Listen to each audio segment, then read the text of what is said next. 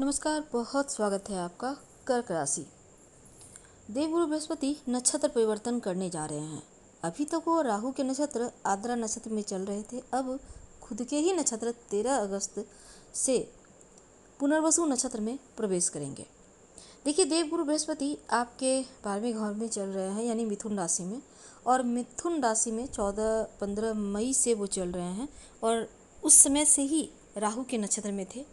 हालांकि 12वें घर में बृहस्पति का आना बहुत अच्छा तो नहीं होता, लेकिन जब वो खुद के नक्षत्र में आएंगे तब वो कुछ हद तक आपके लिए शुभ परिणाम देंगे। और देवगुरु बृहस्पति की जो दृष्टि है उसमें अमृत बरसता है, तो उनकी दृष्टि से आपकी लाइफ को पूरी तरह से बल मिलेगा, बदलता दिखेगा। चलिए समझते हैं कि देवगुरु बृहस्पति का नक्षत्र परिवर्तन करना आपके लिए कितना अच्छा रहेगा। देखिए, 12वां जो घर है ना, वो मोक्ष त्रिकोण का स्थान है और देवगुरु बृहस्पति जब यहाँ पर बैठेंगे तो 12वें घर पे बहुत अच्छा परिणाम नहीं है, लेकिन जब आद्रा नक्षत्र से निकलकर अपने नक्षत्र में प्रवेश करेंगे तब उनकी दृष्टि का परिणाम और ज़्यादा पावरफुल हो जाएगा। वो और ज़्यादा फल स्वच्छंद तौर पर देने लगेंगे, क्योंकि अभी तक दानव के घर थे, नक्षत्र में थे, लेकिन अब अपने नक्षत्र में आ रहे हैं। अब देखिए, सबसे अच्छी बात क्या है कि आपके लिए 13 अगस्त एक ऐसा दिन है जब अपने नक्षत्र में पुनर्वसु नक्षत्र में आएंगे देवगुरु बृहस्पति और राहु के प्रभाव से मुक्त हो जाएंगे, मजबूत स्थिति में आएंगे, शुभ फल देना शुरू करेंगे। अब देखिए, जो राशियाँ वहाँ पर प्रभाव तो रहेगा, और दूसरा मीन राशि जहाँ 12 नंबर लिखा है वहाँ पर तो शनिदेव बैठे हैं। और कर्क राशि वालों, आप तो आपके ऊपर ना 7.5 है ना ढैया है, इससे आप चिंता ना करें।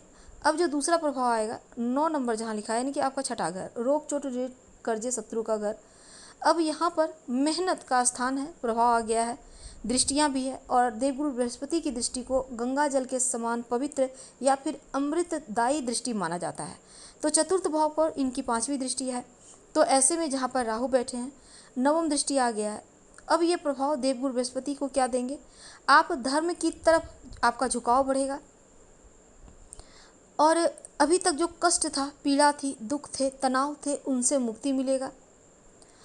देखिए, 13 अगस्त से लेकर 18 अक्टूबर तक वो पुनर्वसु नक्षत्र में के साथ ही मिथुन राशि में विराजमान है और 5 दिसंबर, यानी कि 5 दिसंबर 18 अक्टूबर से 5 दिसंबर तक कर्क राशि में रहेंगे और 5 दिसंबर से 18 जून 2026 तक वक्री अवस्था में मिथुन राशि में पुनर्वसु नक्षत्र में ही इन तीनों बार परिवर्तन के दौरान रहेंगे। तो देवगुरु बृहस्पति का ये परिणाम हमने आपको कहा, लेकिन एक बात है, जब कर्क राशि में गुरु आएंगे तब आपकी लाइफ एकदम से बदलेगी।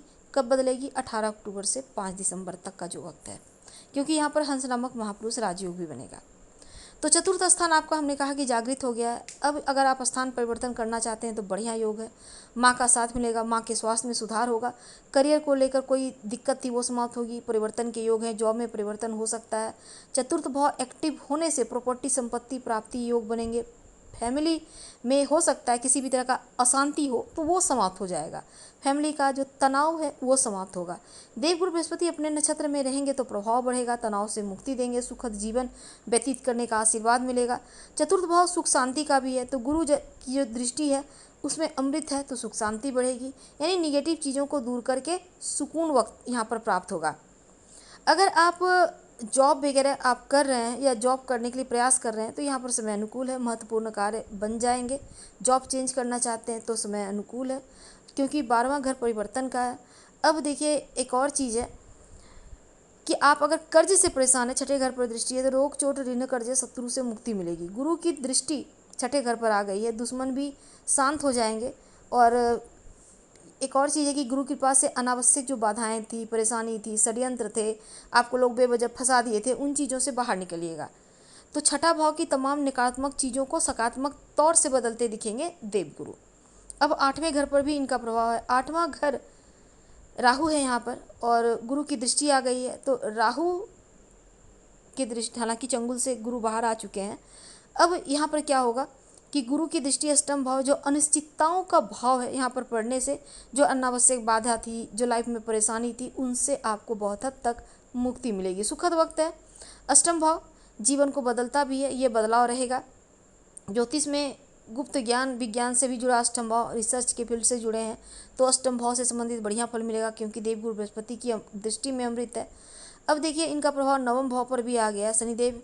तो ऐसे में क्या हुआ, जो कार्य आपके अधूरे थे, अटके हुए थे, बन नहीं पा रहे थे, अब शनिदेव के कारण जो परेशानी थी, देवगुरु बृहस्पति के नक्षत्र परिवर्तन से भाग्योदय होगा। विलंब कार्य आपके बनेंगे, आपका हक आपको वापस मिलेगा, गुरु का सपोर्ट मिलेगा। ओम ब्रीं बृहस्पति नमः रोज सुबह कम से कम 11 बार जप कीजिएगा, माथे पर हल्दी का तिलक लगाइएगा। हम आपसे विदा लेते हैं। जानकारी अच्छी लगे तो लाइक कर, सब्सक्राइब करें, शेयर करें, कमेंट करें। धन्यवाद। हम फिर मिलेंगे।